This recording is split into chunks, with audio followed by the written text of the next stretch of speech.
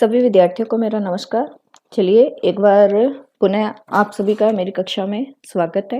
मैं आपकी हिंदी व्याख्याता रेणुबाला चौहान। मेरे पिछले वीडियो में हम लोग सूरदास के बारे में पढ़ रहे थे। आपकी पाठ्य पुस्तक जो हिंदी अनिवार्य की है सृजन में भ्रमर गीत से कुछ व्याख्याएं ली गई है। 6 पद थे, 3 पदों के बारे में हम सब पढ़ चुके हैं। अब आगे के पदों की व्याख्याएं हम करते हैं।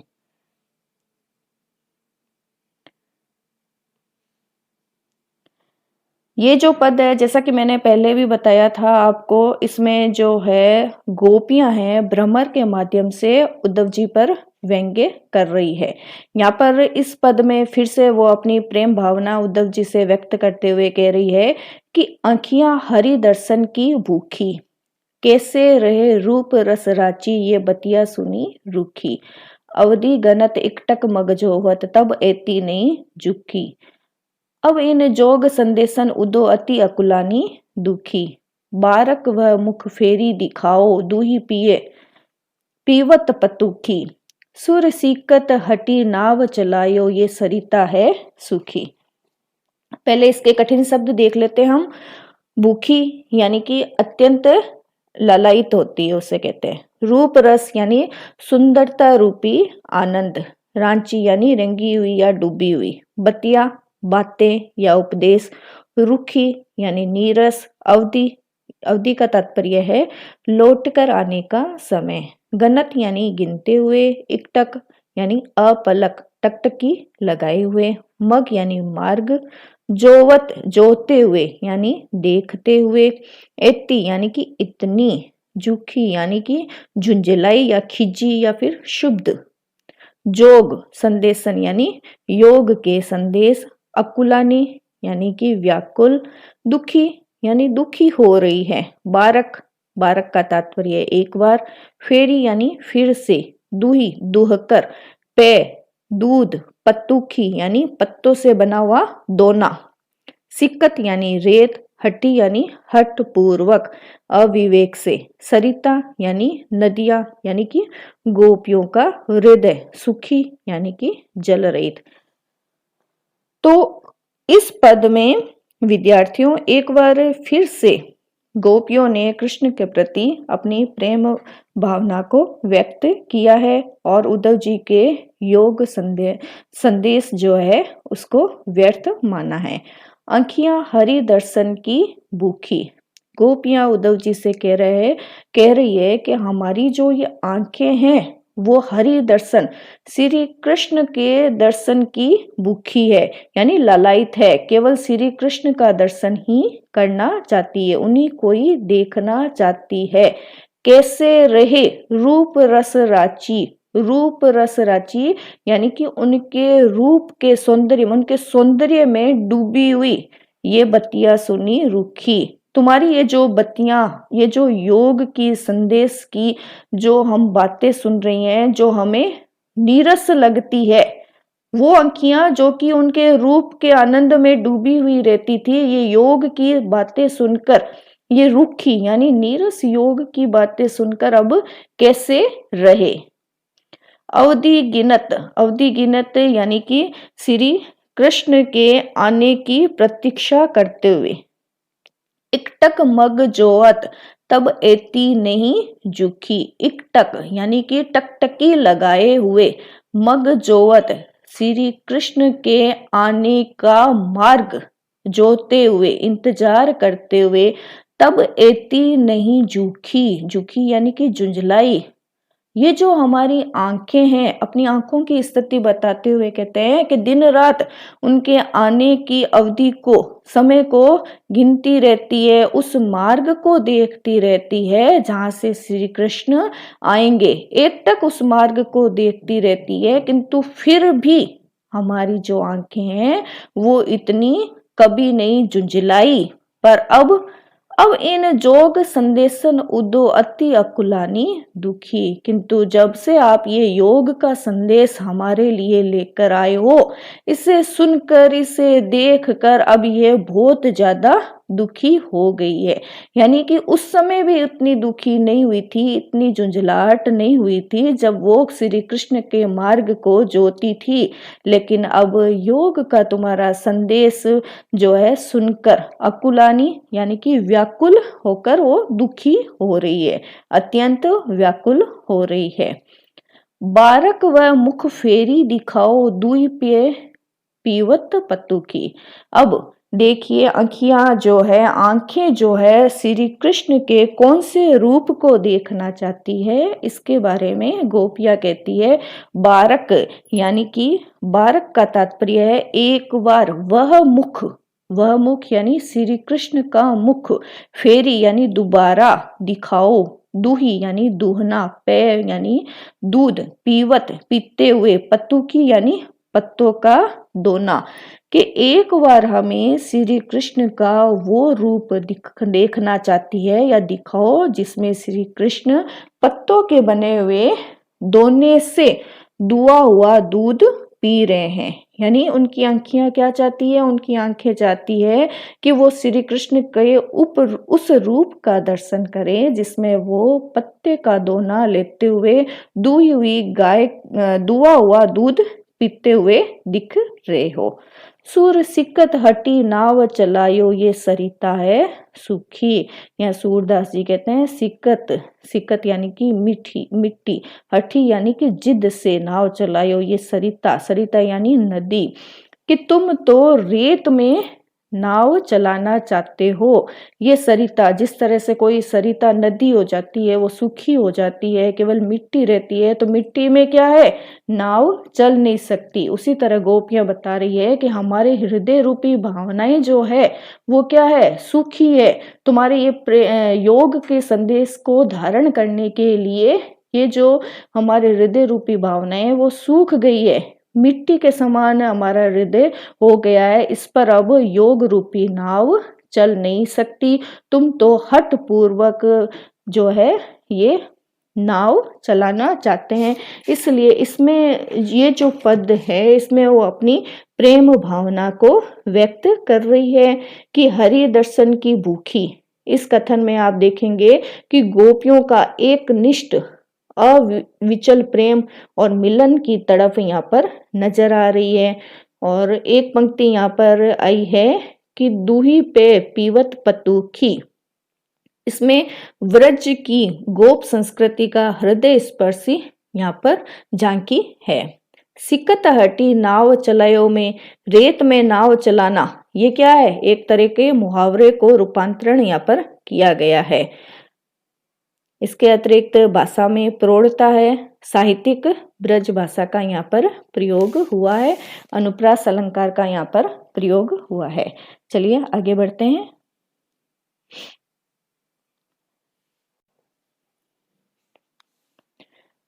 अगला जो ये पद है इसमें गोपियां जो है उद्धव जी से निर्गुण ब्रह्म का परिचय प्राप्त कर रही है और निर्गुण के बारे में कई तरह के प्रश्न पूछ रही है, जिससे कि उद्धव जी मौन रह जाते हैं और उनकी जो जितनी भी बुद्धि है वो नाश हो जाती है, व्यर्थ लगने लग जाती है।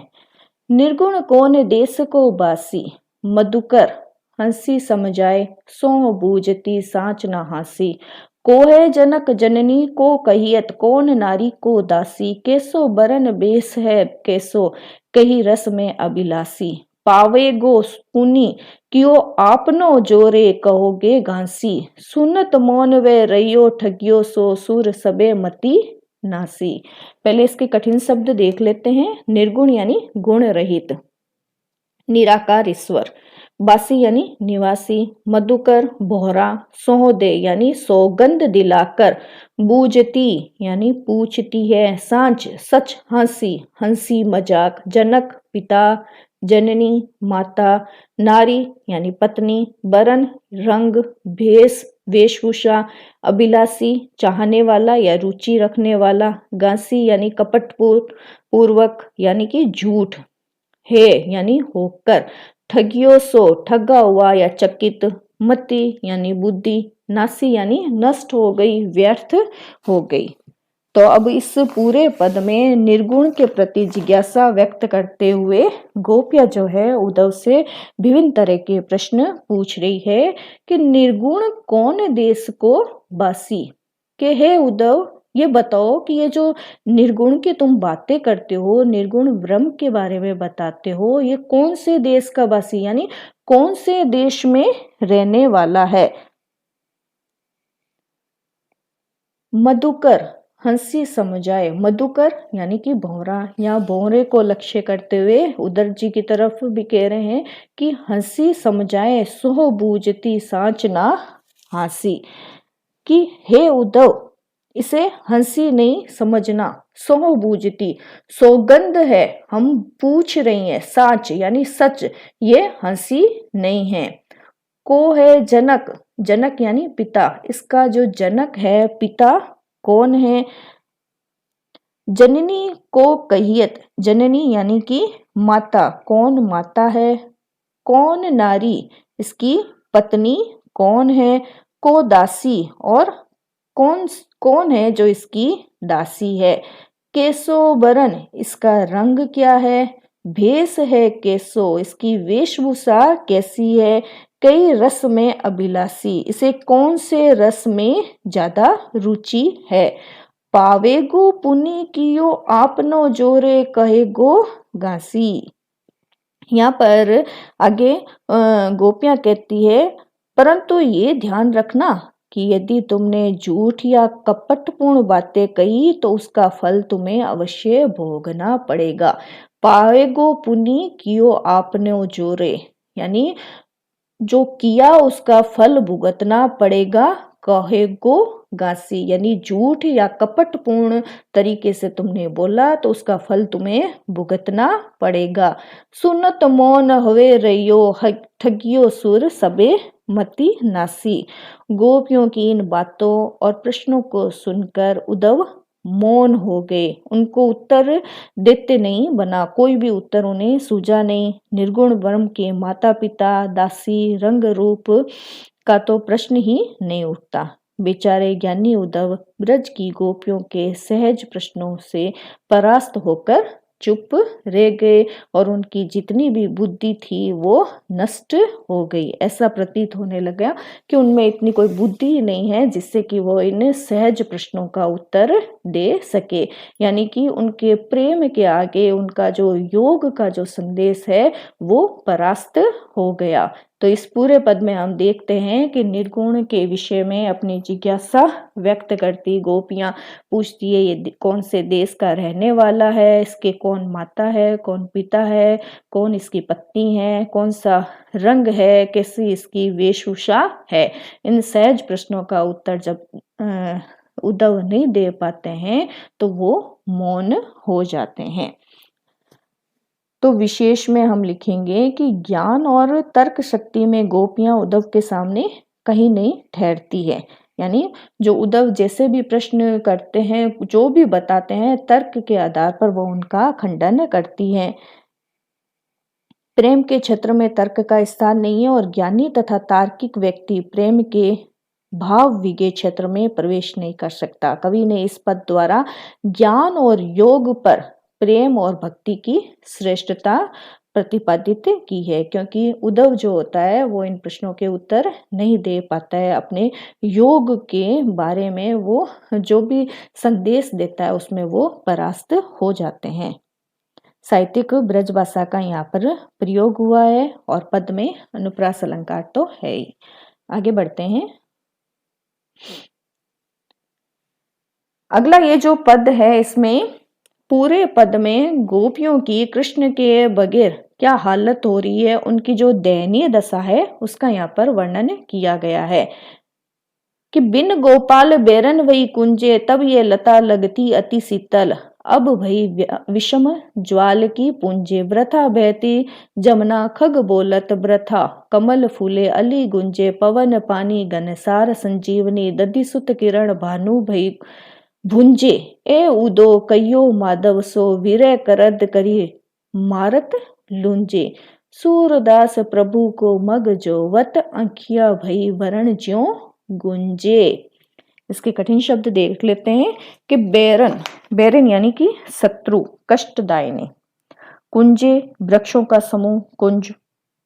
विषम यानी भयंकर, ज्वाल यानी अग्नि, पुंज यानी समूह, वृथा व्यर्थ, खग पक्षी, अली यानी कि भौरा, गुंजे यानी गुंजार करते हैं, पानी, पानी यानी पानी, गंसार कपूर, संजीवनी यानी बादल, संजीवनी यानी जीवनदायिनी, तो बादल हो गया। दधिसुत यानी चंद्रमा, भानु सूर्य, भई यानी होकर, गुंजे, भुंजे सॉरी जला रही है, माधव श्री कृष्ण, कदन करी मारकर या फिर घोर कष्ट देकर, लुंजे यानी असक्त, मग मार्ग, जोवत देखते हुए, बरन यानी वर्ण रंग, गुंजे गुंजा या रत्ती, जिसे पहले सोना और रत्न तोले जाते थे और इसका रंग क्या होता है, लाल और रूप आंख जैसा होता है। अब ये जो पूरा पद है ये हमारा अंतिम पद है, 6 पद ही दिए हुए थे आपके भ्रमर गीत से संकलित है, ये अंतिम पद है। इसमें जो गोपियों की दयनीय दशा का वर्णन है कि गोपियां श्री कृष्ण के विरह में दुखी होकर उद्धव को बता रही है कि सारी जो सुखदायी वस्तुएं हैं जो उन्हें सुख प्रदान करती थी जब कृष्ण उनके साथ थे, तो अब वही वस्तुएं उनको कष्ट देने वाली लग रही है।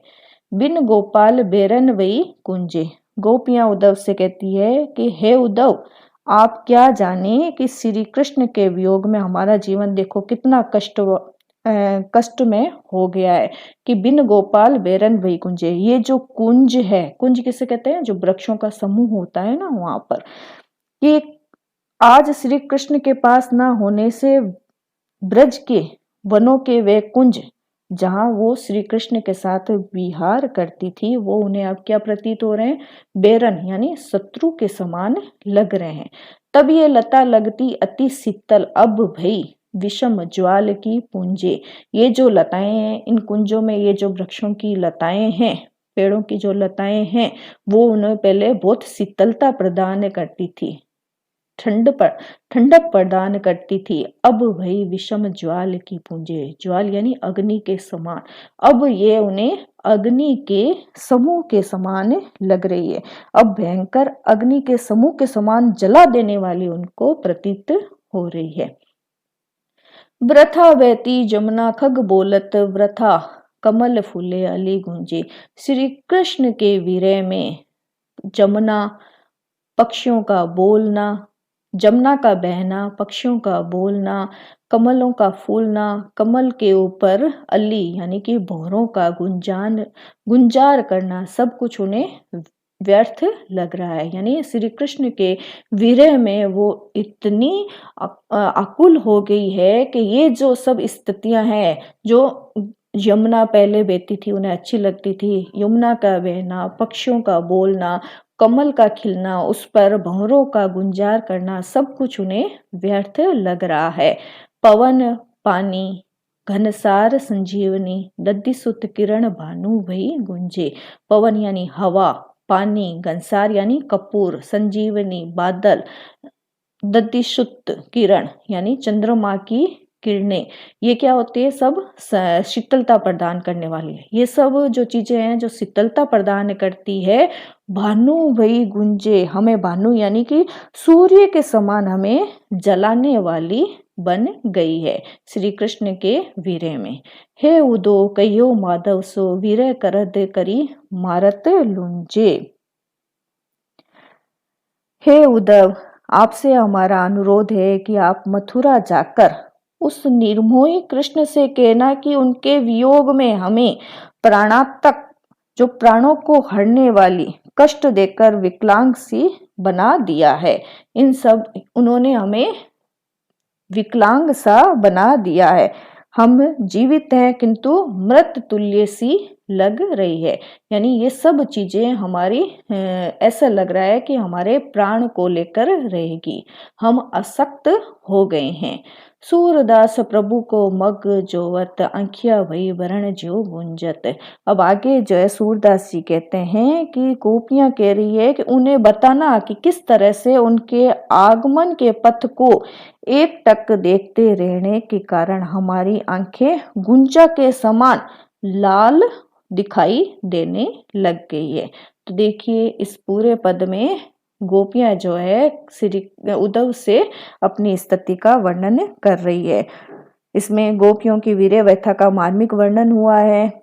वीर्य व्यथित नारी के जीवन में सुखदायी वस्तुएं भी क्या हो जाती है, दुखदायी बन जाती है। इस काव्य परंपरा को कवि सूर ने इस पद में निपुणता से निभाया है। श्री कृष्ण के दूर हो जाने से कुंज, लताएं, यमुना का कलकल बहना, पक्षियों का कलरव, कमल का खिलना, उन पर भंवरों का मंडराना, ये सारी वस्तुएं और दृश्य उन्हें कृष्ण का स्मरण करवाकर और ज्यादा दुखी कर रही है। गोपियों ने उद्धव को ही अपना संदेश वाहक बनाया है, क्योंकि उन्होंने अपनी आंखों से गोपियों की करुण दशा देखी है और वह श्री कृष्ण के विश्वास पात्र मित्र भी है। लगती अति शीतल भानु भई गुंजे, इन दोनों पंक्तियों में अनुप्रास अलंकार है। वियोग रस का हृदय स्पर्शी वर्णन यहाँ पर हुआ है। भाषा साहित्यिक ब्रज है और परंपरागत शैली में वीर्य का वर्णन किया गया है। तो विद्यार्थियों, भ्रमर गीत से ये जो 6 पद संकलित किए गए थे, इनकी व्याख्या आपको मैंने मेरे पिछले वीडियो और इसमें अपन ने इसका अध्ययन कर लिया है। आशा करती हूँ आपको समझ में आ गया होगा। यदि मेरा वीडियो पसंद आता है तो इसे लाइक, शेयर और सब्सक्राइब करना ना भूलें।